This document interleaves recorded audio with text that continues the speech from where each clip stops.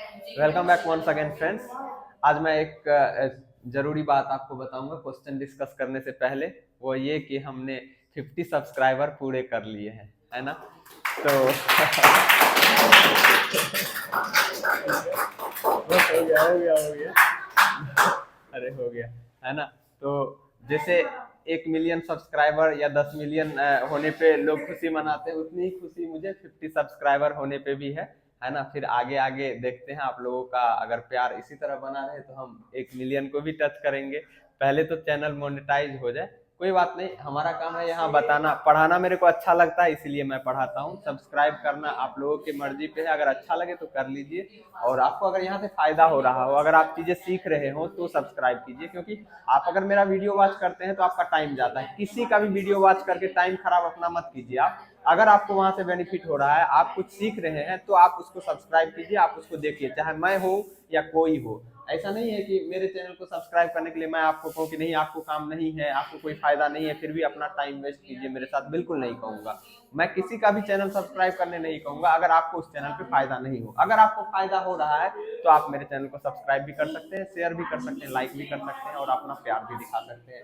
आप लोगों के प्यार के ही कारण 50 सब्सक्राइबर हुए हैं, फिर आगे और भी होंगे। तो चलिए हम क्वेश्चन डिस्कस करते हैं।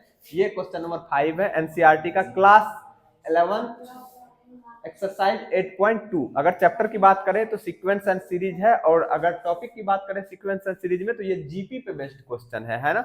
तो पहले हम क्वेश्चन पढ़ लेते हैं, फिर देखेंगे क्या हमें निकालना है। इस क्वेश्चन के थ्रू हम जो भी चीजें सीखते हैं उन चीजों पे फोकस करना है, क्वेश्चन बिल्कुल नहीं रटना है ना, क्योंकि questions are unlimited but concept are too limited. Unlimited question है, इसी कॉन्सेप्ट पे बेस्ड हम 1 करोड़ क्वेश्चन बना सकते हैं। पर अगर हम इतने ही क्वेश्चन के थ्रू वो कॉन्सेप्ट सीख गए तो उस 1 करोड़ क्वेश्चन के पीछे टाइम वेस्ट करने से अच्छा है कि कोई नया कॉन्सेप्ट सीखे हम इसी चैप्टर का। तो आइए हम क्वेश्चन पढ़ते हैं।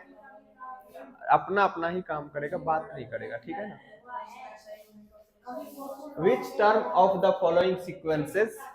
अब इसमें 3 क्वेश्चन है, कह रहा है निम्नलिखित सीक्वेंस का कौन सा टर्म, जैसे ये एक सीक्वेंस दिया हुआ है जिसका पहला टर्म है 2, दूसरा है 2√2, तीसरा है 4, इसी तरीके से आगे है, और उसका 128 एक टर्म है जिसका वैल्यू है 128। कह रहा है कितने नंबर का टर्म होगा ये। उसी तरह ये दूसरा क्वेश्चन है जिसमें ये पहला टर्म, ये दूसरा, ये तीसरा है, और इसी तरीके से आगे टर्म है, और उसका एक टर्म है 729। कह रहा है कितने नंबर का टर्म होगा ये 729। जैसे इसमें दूसरे नंबर का टर्म ये है, तीसरे नंबर का टर्म ये है, 3√3 है। उसी तरह कह रहा है ये कितने नंबर का टर्म होगा, तो हमें निकालना है। उसी तरह ये क्वेश्चन है जिसका पहला टर्म ये है, दूसरा ये है, तीसरा ये है, और कोई टर्म है जो ये है, और कितने नंबर का ये टर्म है ये पूछा जा रहा है।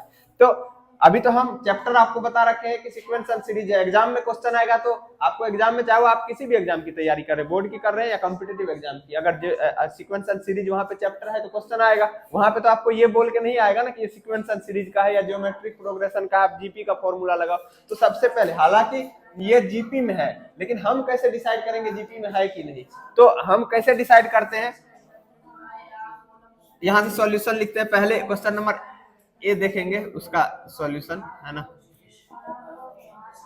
इसमें ये सीक्वेंस दिया हुआ है, सीक्वेंस क्या है, 2, 2√2, 4, इसी तरीके से, और एक टर्म है 128, है ना।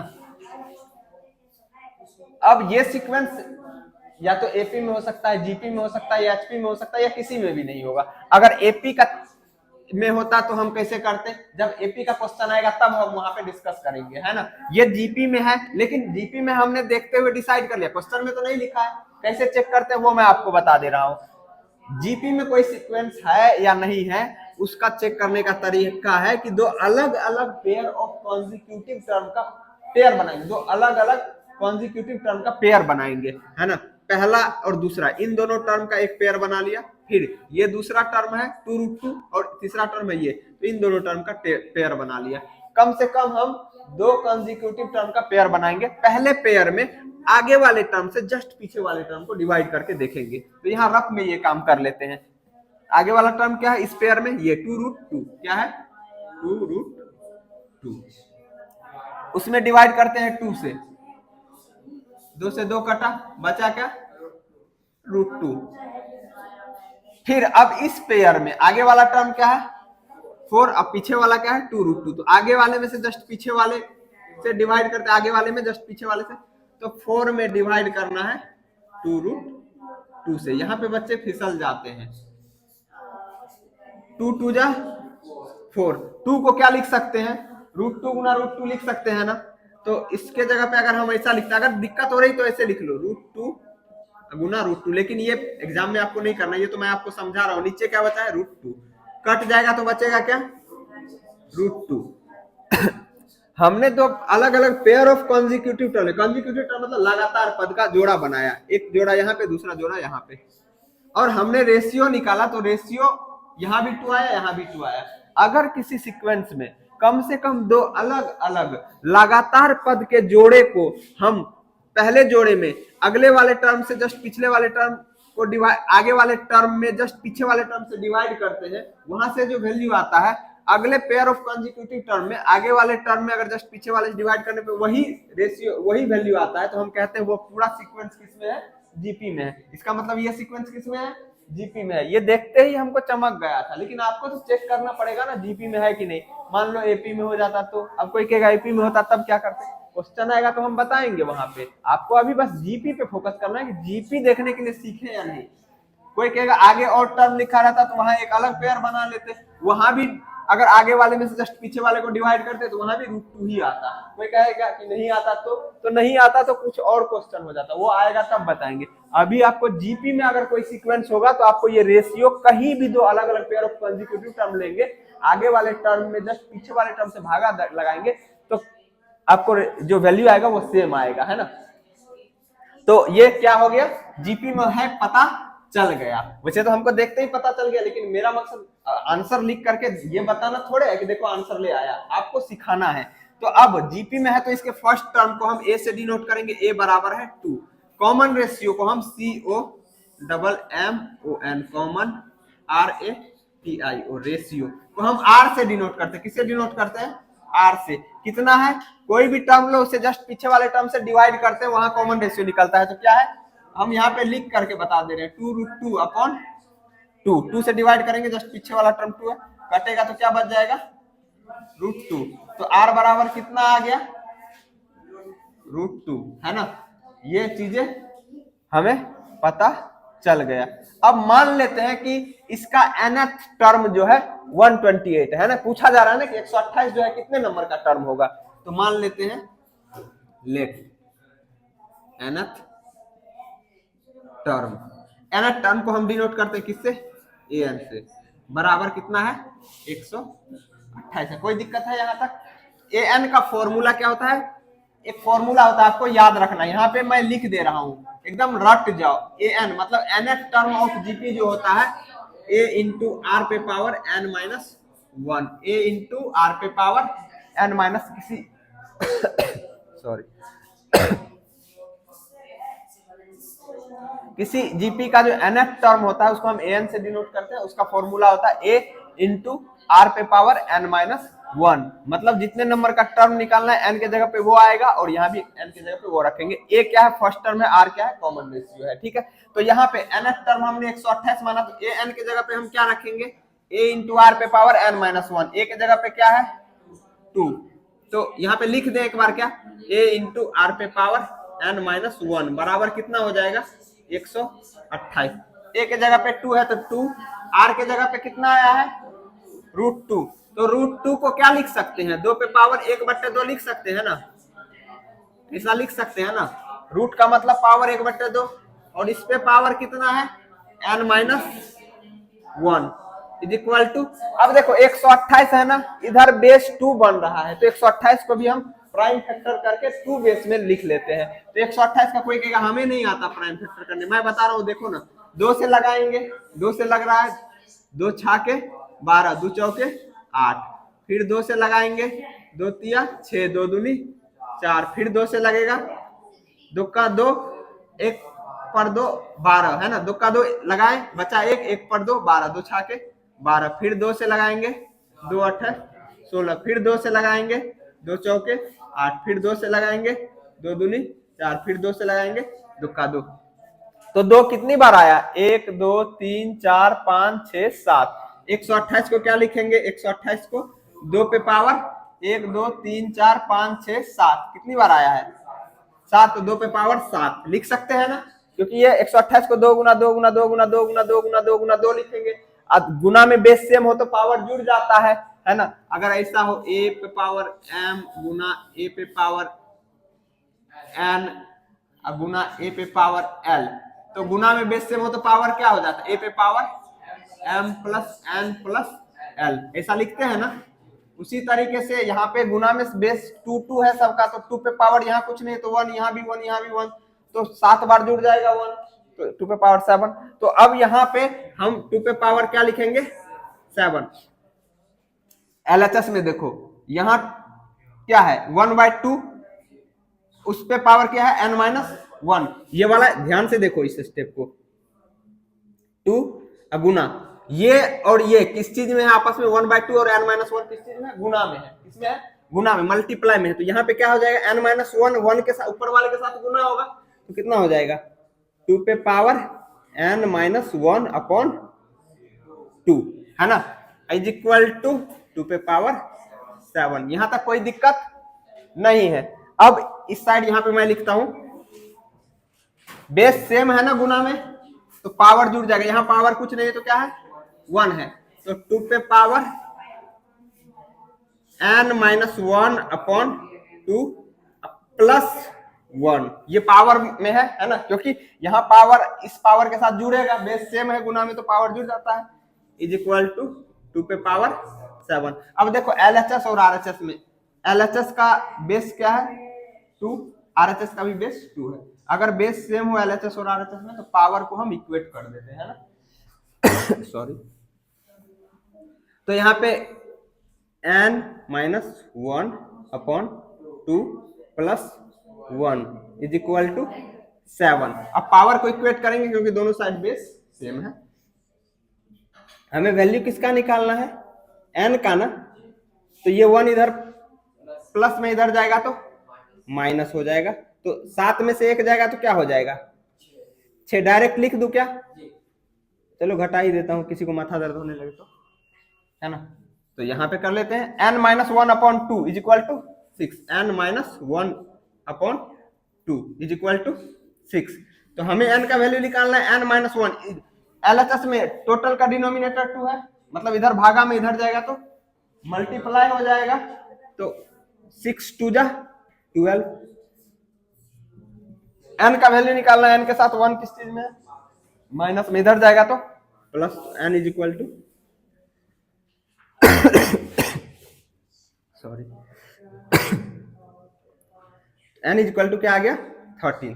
कहने का मतलब ये जो है कितने नंबर का टर्म होगा, 13वें नंबर, सॉरी ये है ना 128, इस क्वेश्चन को हम सॉल्व कर रहे थे, तो ये कितने नंबर का टर्म होगा 13वें नंबर का।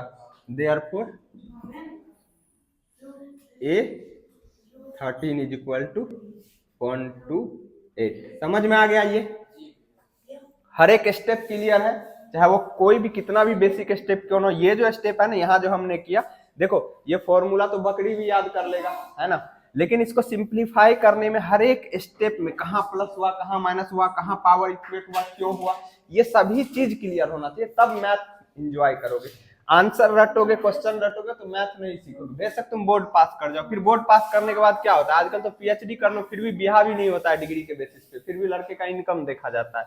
तो कहने का मतलब कॉन्सेप्ट सीखो, फिर बढ़िया एग्जाम फोड़ो, बैंकिंग रेलवे SSC टॉप करो, उसके बाद दहेज लो, बढ़िया ब्याह शादी करो, है ना।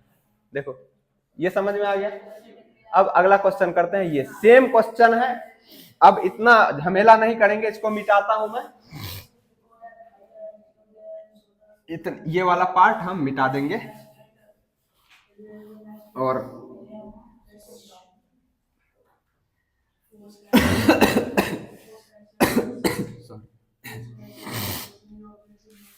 तो अगले क्वेश्चन में हम क्वेश्चन नंबर बी, इसका जो है दूसरा क्वेश्चन है बी। अब बी का सॉल्यूशन देखेंगे, हालांकि देख करके ही पता चल रहा है मुझे सीक्वेंस जीपी में है, लेकिन आपको एग्जाम में चेक करके देख लेना है रफ में। तो यहाँ पे इसके लिए ए क्या हो जाएगा, कौन सा, ये ना, हाँ इसको भी रेज कर देता हूँ। अब जो हम सीक्वेंस ले रहे हैं वो कौन सा है, यहाँ पे लिख देता हूँ, ये वाला सीक्वेंस ले रहे हैं। सीक्वेंस किसको कहते हैं? नंबरों का समूह जो किसी खास नियम के अधीन लिखा हुआ हो, खास रूल को फॉलो करता हो, जिसका हम nth टर्म लिख सकते हैं, है ना, उसको हम सीक्वेंस कहते हैं। सीक्वेंस कई प्रकार के हो सकते हैं, arithmetic progression, geometric progression, harmonic progression. तो लेकिन यहाँ ज्योमेट्रिक प्रोग्रेशन की हम बात कर रहे हैं, बाद बाकी के बारे में आपको टेंशन नहीं लेना। तो ये सीक्वेंस दिया हुआ है, हम इसको लिख लिया, क्या है, √3 पहला टर्म है, दूसरा टर्म है 3, तीसरा टर्म है 3√3, इसी तरीके से है। और कह रहा है लास्ट वाला टर्म कितना है, 729। तो ये कितने नंबर का टर्म होगा? तो इस सीक्वेंस में ए बराबर कितना है, √3। ए किसको कहते हैं? फर्स्ट टर्म को, है ना। ए क्या है हमारा? फर्स्ट टर्म को हम ए से डिनोट करते हैं, फर्स्ट टर्म। समझने में कोई दिक्कत नहीं होनी चाहिए। ए को हम फर्स्ट टर्म से डिनोट करते हैं, सॉरी, ए से हम फर्स्ट टर्म को डिनोट करते हैं। अब कॉमन रेशियो कैसे निकालेंगे? पहले अगर कोई कहेगा हमें चेक करना है फिर से, तो चेक कर लो भाई। हम एक जोड़ा ये बना लेंगे, दूसरा जोड़ा ये बना लेंगे, लगातार पद का एक जोड़ा, है ना, पहले और दूसरे पद का, फिर दूसरे और तीसरे पद का। इसमें 3 में डिवाइड करोगे जस्ट पीछे वाले से, तो 3 में डिवाइड करोगे √3 से। 3 का मतलब क्या होता है? √3 गुना √3 लिख सकते हैं ना 3 को, है ना। इससे ये कटा तो बराबर कितना बच जाएगा, √3। ये करना नहीं है, देख के ही पता चल जाना चाहिए, लेकिन नहीं चल रहा है तो हम बता रहे हैं आपको, शुरू में चेक करने। आपको सीक्वेंस दे दिया जाएगा, मान लो वो भी अपने आप में एक क्वेश्चन होता है कि आपको सीक्वेंस दे दिया, पूछा जाएगा, अलग अलग सीक्वेंस दे दिया जाएगा, पूछा जाएगा which of the following sequence are in GP, कौन सा सीक्वेंस जीपी में है।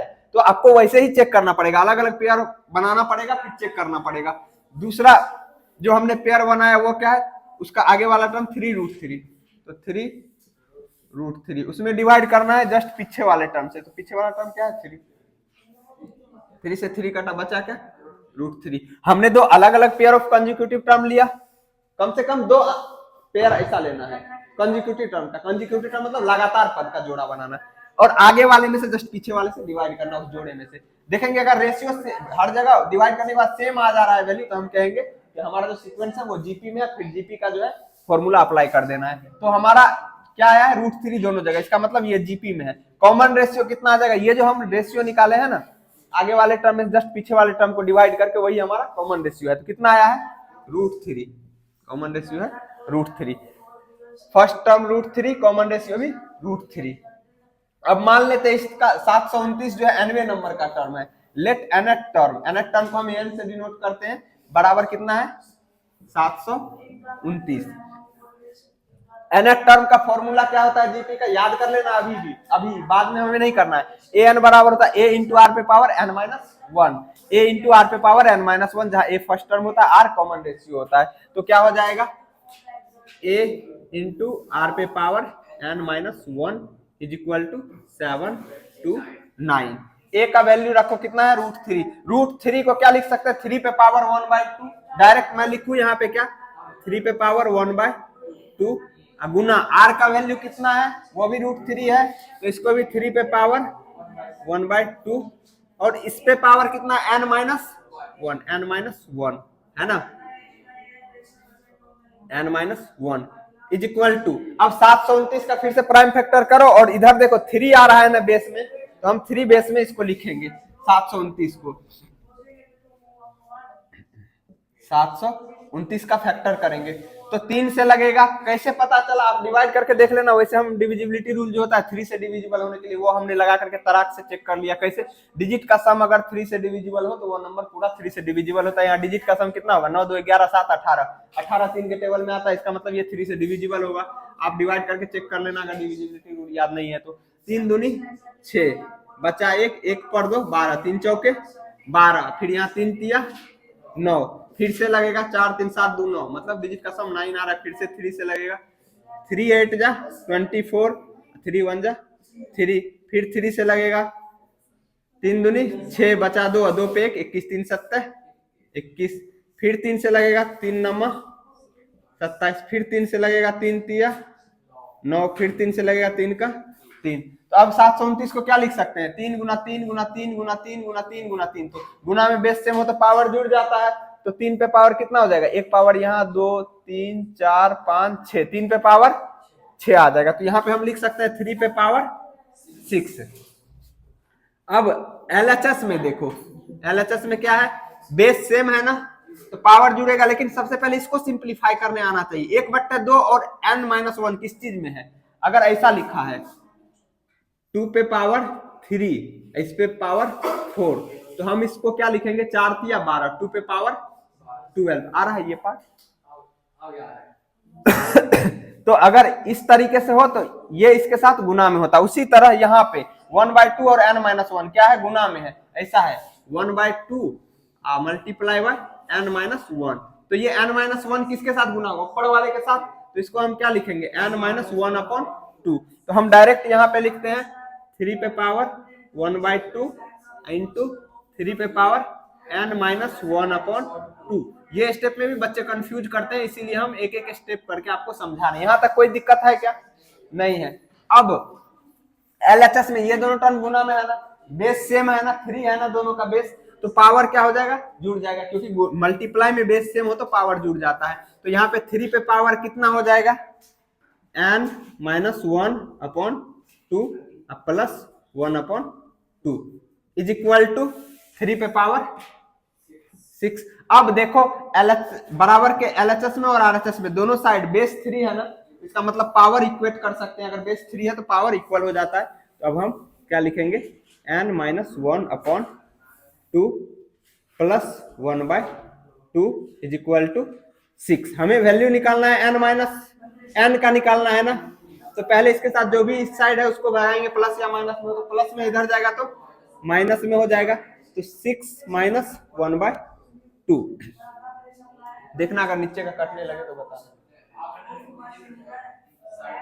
ये आया कि नहीं आया? ये आ रहा है ना? अच्छा ठीक है, इस साइड लिखता हूं। तो ये 6 में 1/2 माइनस करना है, तो देखो n-1/2 इज इक्वल टू, इसको इरेज कर दे रहा हूं, n-1/2। यहाँ 6 में से 1/2 माइनस करना है, तो ये इसके नीचे कुछ नहीं है तो क्या है? 1 है। डायरेक्ट इसको करेंगे, अगर एलसीएम लेते 1 2 का तो कितना आ जाएगा? 2 ही होगा ना। अब इसके नीचे कुछ नहीं है तो क्या है? 1 से हम डिवाइड करेंगे 2 में, 2 का 2, एक को 2 बार में लगेगा ना, 1 से डिवाइड करेंगे, उस 2 को क्या करेंगे? इसी के ऊपर वाले से गुना करेंगे, तो कितना आ जाएगा? 12। इस 2 से इसमें डिवाइड करेंगे, 1 बार में लगेगा, उस 1 से इसको गुना करेंगे तो 1 ही होगा, लेकिन माइनस का साइन है यहाँ तो minus n-1/2 is equal to 12 में से 1 जाएगा 11/2। हमें वैल्यू, अब देखो इधर LHS में टोटल का डिनोमिनेटर 2 है, RHS में भी टोटल का डिनोमिनेटर 2 है, ये इधर जाएगा तो गुना होगा ऊपर वाले के साथ, फिर ये इससे कट जाएगा तो हमने यहीं पे काट दिया। तो n-1 इज इक्वल टू 11। हमें वैल्यू n का निकालना है, तो n इज इक्वल टू कितना हो जाएगा? ये माइनस में इधर है, इधर जाएगा तो प्लस में, क्योंकि n का वैल्यू निकालना है तो जो भी इधर रहेगा उसको भगाएंगे, माइनस में है तो इधर जाएगा तो प्लस होगा। 11 में 1 जोड़ेंगे तो 12। कहने का मतलब 12वें नंबर का टर्म कितना हो जाएगा? 729। इस सीक्वेंस जो कि जीपी में है उसके 12वें नंबर का टर्म कितना होगा? 729 होगा। तो therefore A12 is equal to कितना हो जाएगा? 729, 729। इसको मैं फ्रैक्शन ऑफ टाइम में बता सकता हूं, लेकिन क्या फायदा जब तुम सीखे ही नहीं। यहाँ क्वेश्चन होता है कॉन्सेप्ट सीखने के लिए, ना कि सॉल्यूशन करने के लिए कि तराक से कर दिए, हाँ हम सॉल्यूशन छाप लिए। इसमें जो हमने हर एक स्टेप को किया, ये सीखने वाली चीजें हैं, है ना। इसमें सीखने की चीजें, ये तो हर कोई बकरी याद कर लेगा, लेकिन यहाँ जो गुना में बेस सेम है तो पावर जुड़ रहा है, पावर पे पावर है तो ये आपस में गुना हो रहा है, दोनों साइड पावर सेम है तो हम दोनों साइड बेस सेम है तो हम पावर को इक्वेट करते हैं। ये सभी कॉन्सेप्ट है जो आपको सीखना है, ठीक है। इरेज करूं? हमने बी कर लिया, अब तुम सी करके बताओगे सौरभ, है ना। इसका तुम सी करके बताओगे, मैं इरेज करता हूं। उम्मीद करता हूं आप समझ भी रहे होंगे। जहां भी आपको डाउट हो कमेंट सेक्शन में पूछिएगा, मैं इरेज करता हूं, सौरभ करेगा। इसका सेम क्वेश्चन है कोई बात नहीं, गलत हो जाएगा तो क्या हो जाएगा? गलत, अरे गलती करके ही ना सीखता आदमी। गलत करने से क्यों डरते हो? गलत करने से डरोगे तो कभी नहीं सीख पाओगे, है ना। गलत करने से पेज ही खराब होगा ना, ठीक है। डरना काहे का? आ जाओ जल्दी आ जाओ। देखो,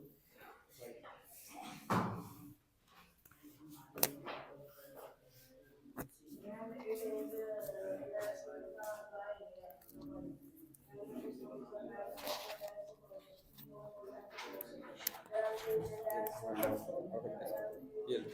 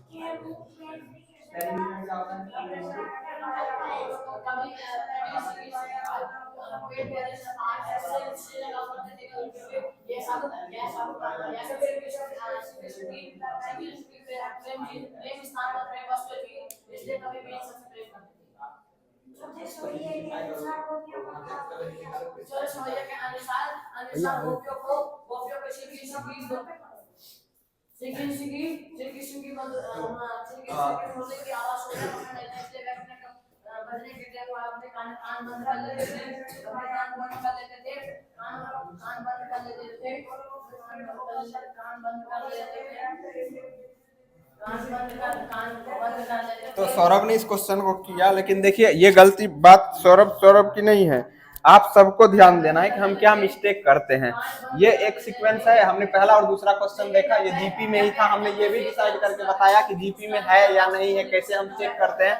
अब यहाँ सौरभ तुम बताओगे ये जीपी में है या नहीं है, हमें पहले चेक करना पड़ेगा, है ना। हालांकि तुम्हें देखते ही चमक गया वो अलग बात है, लेकिन एग्जाम में एक अपने आप में क्वेश्चन हो सकता है, तुम्हें 3-4 सीरीज सीक्वेंस दे दिया जाएगा, कहा जाएगा इसमें से कौन सा जीपी में है, तो तुम्हें कैसे चेक करना है, दो अलग अलग पेयर ऑफ कंसेक्यूटिव टर्म बनाओगे, यही क्वेश्चन है। हम फिर से क्वेश्चन यहाँ नहीं लिख रहे, तुम उतार लेना एग्जाम में अगर क्वेश्चन, चलो हम लिख ही देते, कंजूसी क्या करना। सीक्वेंस क्या है, 1/3, 1/9, 1/27, इसी तरीके से दिया हुआ है। कह रहा है ये जो 1/1968 3 है, वो कितने नंबर का टर्म होगा। तो हमने पहले ये देखना ये जीपी में है कि है या नहीं। तो कैसे देखेंगे, दो अलग अलग पेयर ऑफ कंसेक्यूटिव टर्म बनाएंगे। एक पेयर ये ले लिया पहले और दूसरे टर्म का, दूसरा पेयर दूसरे और तीसरे टर्म का ले लिया। तो पहले पेयर में जो हम करेंगे क्या करेंगे, आगे वाले में पीछे वाले से डिवाइड करेंगे। मतलब 1/9 में तुमने गलत कर दिया ना, आगे वाले में डिवाइड करेंगे ना पीछे। ये जो पहला पेयर ऑफ टर्म लिया है, इस पेयर ऑफ टर्म में आगे वाले, ये पहला है ये दूसरा है इस जोड़े में, तो दूसरे वाले में डिवाइड करेंगे ना पहले वाले से, है ना। तो हम पहले यहाँ पे डिवाइड करेंगे, ठीक है। यहाँ पे रखने हम एक बार करके बता दे रहे हैं क्या हो जाएगा। 1/9 में डिवाइड करेंगे, आगे वाले में से जस्ट पीछे वाले को डिवाइड करते हैं, क्या है 1/3। ये डिवीजन ऑफ फ्रैक्शन हो गया। डिवीजन ऑफ फ्रैक्शन कैसे करते हैं, इधर वाले को जस का तस रखते हैं, इस साइन को मल्टीप्लाई में कन्वर्ट करते हैं डिवाइड वाले को, और इसको उल्टा देते हैं। मतलब पैर ऊपर मुड़ी नीचे, मतलब नीचे वाला ऊपर कर देते हैं, ऊपर वाला नीचे। मतलब डिनोमिनेटर न्यूमरेटर में लिखते हैं, न्यूमरेटर डिनोमिनेटर में लिखते हैं। तो ये 3 ऊपर चला जाएगा, 1 नीचे। अब देखेंगे क्या कोई ऐसा टेबल है जो नीचे वाले को भी और ऊपर वाले को भी काट सके। तो हाँ, 3 से कट रहा है, 3 1 जा 3, 3 3 जा 9। हाँ, अब कुछ है जो ऊपर वाला और नीचे वाले काट सके, नहीं। 1 से काटने का कोई मतलब भी नहीं बनता है। 1 को 1 से गुना करेंगे क्या होगा 1, 3 को 1 से करेंगे 3, 1/3। यहाँ पे हमने डिवाइड किया, ये आया। अब ये जो हमने दूसरा कंसेक्यूटिव टर्म लिया है, दूसरा पेयर, उसमें ये कितने नंबर का टर्म है, दूसरे और ये तीसरे। ये पहला था, ये दूसरा था, ये तीसरा। इस पेयर में ये तीसरे नंबर का, ये दूसरे नंबर का, मतलब तीसरे नंबर के टर्म में डिवाइड करेंगे दूसरे नंबर के टर्म से। तो 1/27 डिवाइडेड बाय 1/9 है ना। फिर से वही काम करेंगे, डिवाइड से पहले वाला जो है उसको सेम रखेंगे, क्योंकि डिवीजन ऑफ फ्रैक्शन ऐसे ही करते हैं ना। और डिवाइड को मल्टीप्लाई में कन्वर्ट कर देते हैं और इधर वाले को उल्टा देते हैं, मतलब नीचे वाला ऊपर, ऊपर वाला नीचे। फिर से वही बात देखेंगे, क्या कोई ऐसा टेबल है जो नीचे वाले को भी और ऊपर वाले को भी काट सके। हाँ, 9। तो 9 3 जा 27 और 9 1 जा 9। अब कुछ कट रहा है और क्या, अब बचा ही नहीं, ऊपर कुछ 1 1 बचा है। तो 1 को 1 से मल्टीप्लाई करेंगे 1, और 3 को 1 से करेंगे 3। ऊपर वाले को ऊपर वाले से मल्टीप्लाई करके लिखते हैं, नीचे वाले को नीचे वाले से। अगर बच रहा है कुछ तो 1/3। हमने दो अलग अलग पेयर ऑफ कंसेक्यूटिव टर्म, यहाँ एक पेयर दूसरा पेयर, यहाँ हमने यहाँ से जो रेशियो निकाला वो भी 1/3 आया, यहाँ से भी कितना आया 1/3 आया। इसका मतलब ये सीक्वेंस जीपी में है। जीपी में है तो कॉमन रेशियो कितना आएगा, ये जो डिवाइड किया ना हमने, आगे वाले टर्म में से जस्ट पीछे वाले टर्म से डिवाइड किए हैं, तो वो जो हमारा वैल्यू है वही हमारा कॉमन रेशियो कहलाएगा। तो कॉमन रेशियो कितना हो जाएगा 1/3 हो जाएगा। 3/1 लिखा था तुम, तो 1/3। ये भी ध्यान रखना है किसमें किसको डिवाइड करना है। केवल सौरभ की समस्या नहीं है ये, बहुत से स्टूडेंट मिस्टेक करते हैं। हम रेडियो की तरह यहाँ बोल रहे हैं, कोई नहीं हम तो कर ही लेंगे, हम तो समझ ही रहे हैं। अरे भाई, समझना और खुद करने में अंतर होता है, इसलिए ध्यान से सुनो। रेडियो थोड़े ना हो कि चलो चालू कर दिया, बोल रहा है, कोई बात नहीं। अब यहाँ पे हमें कॉमन रेशियो पता चल गया है 1/3। फर्स्ट टर्म कितना है 1/3। फर्स्ट टर्म और कॉमन रेशियो हमें किसी जीपी का पता हो तो उसका हम कोई भी टर्म लिख सकते हैं। तो हमने मान लिया कि हमें पूछा क्या जा रहा है, बताओ ये कितने नंबर का टर्म होगा। तो मान लेंगे ये nth टर्म है। कौन सा टर्म है nth। Let nth term an, nth term को an से डिनोट करते हैं, बराबर कितना है 1/19683। कोई दिक्कत यहाँ तक नहीं है। अब an का फॉर्मूला लगा देंगे। an का फॉर्मूला होता क्या, a इंटू r पे पावर n-1। तो क्या हो जाएगा a r पे पावर n-1 बराबर कितना हो जाएगा 1/19683। a का वैल्यू कितना है 1/3, तो 1/3 को मल्टीप्लाई करेंगे r। अच्छा, दूसरी बात, ये a और r किस चीज में, किस रिलेशन से बंधा है, मल्टीप्लाई। कोई साइन नहीं तो मल्टीप्लाई है ना। 1/3 मल्टीप्लाई r का वैल्यू भी कितना आया है 1/3। कोई दिक्कत नहीं है। इस पे पावर कितना है n-1। कोई समस्या नहीं। Is equal to 1/। अब देखो इसका प्राइम फैक्टर फिर से करो, क्या करोगे 19683 का। तो इसको मैं इरेज करता हूं। डिवीजन ऑफ फ्रैक्शन सीखा हम स्टेप, देखो ये क्वेश्चन नहीं है, किसी को मान लो डिवीजन ऑफ फ्रैक्शन नहीं आता, सीख लिए एक ही झटके में। यहाँ पे कोई ऐसा तो है नहीं रॉकेट साइंस है जो 3-4 साल एकदम पूजा पाठ करा करके फिर हम करना शुरू करेंगे नहा धो करके, नहीं। सीख लिया डिवीजन ऑफ फ्रैक्शन। अब इसका प्राइम फैक्टर करो 19683। देखो 3 के फॉर्म में लिखना है तो कहने का मतलब ये 3 से डिविजिबल होगा। वैसे भी हम लगे हाथ 3 का डिविजिबिलिटी रूल भी बता दे रहे हैं। अगर कोई नंबर कितना भी बड़ा हो वो 3 से डिविजिबल है या नहीं है, हम कैसे पता करते हैं? डिजिट का सम निकालते हैं और देखते हैं, अगर वो 3 से डिविजिबल हो तो वो पूरा नंबर 3 से डिविजिबल होता है। यहाँ देखो 9 6 15 1 16 और 16 3 19 19 8 27 है ना, 27 3 से डिविजिबल है, इसलिए ये भी 3 से होगा। तो लगाओ 3 छाके 18, बचा एक, एक पर 6 16, 3 5 15, बचा एक, एक पर 8 18, 3 छाके 18, 3 का 3। फिर से 3 से डिविजिबल है क्या? 6 6 12, 12 5 17 1 18, फिर 3 से डिविजिबल है ना। तो 3 से 3 2 जा 6, 3 1 जा 3, बचा 2 और 2 पे 6 26, 3 8 जा 24, बचा 2 और 2 पे 1 21, 3 7 जा 21। अगर ऐसा हो तुम्हें दिक्कत हो तो तुम डिवाइड करके कर लिया करो, है ना। डिवाइड कर दो 3 से, जो बच्चे वो नीचे लिखो, फिर 3 से करो, है ना। अब मैं थोड़ा कर पा रहा हूं तो यही कर देता हूं आपको भी, लेकिन आदत तो डालना ही पड़ेगा फाइनली ऐसे करने का, है ना। आप लर्निंग स्टेज में हो तो ऐसे करो, वो अलग बात है। 3 7 जा 21, फिर 3 2 जा 6, बचा 2, 3 9 जा 27। अपना अपना काम करते रहोगे। 3 2 जा 6, बचा 1, 1 पे 2 12, 3 4 जा 12, 3 3 जा 9, फिर 3 से लगाओगे, 3 8 जा 24, 3 1 जा 3, फिर 3 से लगाओगे, 3 2 जा 6 और 3 7 जा 21, फिर 3 से लगाओगे, 3 9 जा 27, फिर 3 से लगाओगे, 3 3 जा 9, फिर 3 से लगाओगे, 3 1 जा 3। ठीक है देखना पूरा नीचे तक आ रहा है। हाँ वही आ रहा है। अब देखो हमें ये करना ही पड़ेगा, है ना। आपको यहाँ पे समझ में आ रहा है तो हमें यहाँ नहीं मिला ना, आपको करके देखना है। जैसे सौरभ ने अभी कहा, मैंने कहा था कि आगे वाले टर्म में जस्ट पीछे वाले टर्म से डिवाइड करके तब हम रेशियो चेक करते हैं, लेकिन ये क्या क्या पहले वाले में डिवाइड कर दिया था आगे वाले से। ये सब चीजें ध्यान रखनी है ना। तो यहाँ पे कितनी बार 3 आया? 1 2 3 4 5 6 7 8 9, कितनी बार आया है? 9 बार। गिन लो फिर से, 1 2 3 4 5 6 7 8 9, मतलब 3 पे पावर 9 लिख सकते हैं, क्योंकि इसको हम लिखेंगे 3 गुना 3 गुना 3 9 बार। अब गुना में बेस से हो तो पावर जुड़ जाता है। यहाँ पे पावर कुछ नहीं, तो हर 3 पे पावर 1 है। 3 पे पावर कितना हो जाएगा? 9। तो 3 पे पावर 9, कोई दिक्कत नहीं है। यहाँ पे देखो बेस सेम है ना, पावर जुड़ जाएगा 1/3, है ना। यहाँ भी 1/3 है, यहाँ भी 1/3 है। यहाँ पे कुछ पावर नहीं है तो इस पे क्या पावर है? कुछ भी नहीं, तो 1 है। यहाँ भी कुछ पावर, यहाँ तो पावर है n-1, तो n-1 में जोड़ देंगे क्या? इस पे कुछ पावर नहीं तो 1 है, तो 1 जोड़ देंगे, बराबर। अब देखो 1/3 पे पावर 9 है, तो इसको ऐसे लिख सकते हैं ना, 1/3 टोटल पे पावर 9, क्योंकि 9 1 को 9 बार गुना करो या 1 लाख बार गुना करो, 1 ही होना है ना। अब दोनों साइड देखो बेस सेम है ना, पावर इक्वेट कर देंगे जब बेस सेम हुआ LHS RHS में। यहाँ -1 और +1 ये तो गया, है ना। n = डायरेक्ट क्या लिखेंगे? अगर लिखना चाहो तो ऐसे लिख दो, 1/3 पे पावर n = 1/3 पे पावर 9, है ना।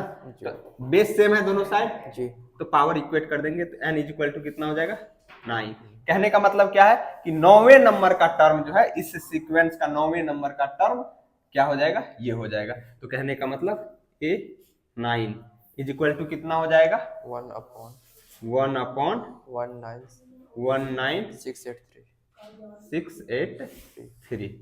समझ में आ गया जी भैया? कोई कष्ट इसमें नहीं है। एक बार देख लेना इसको, देखोगे इसको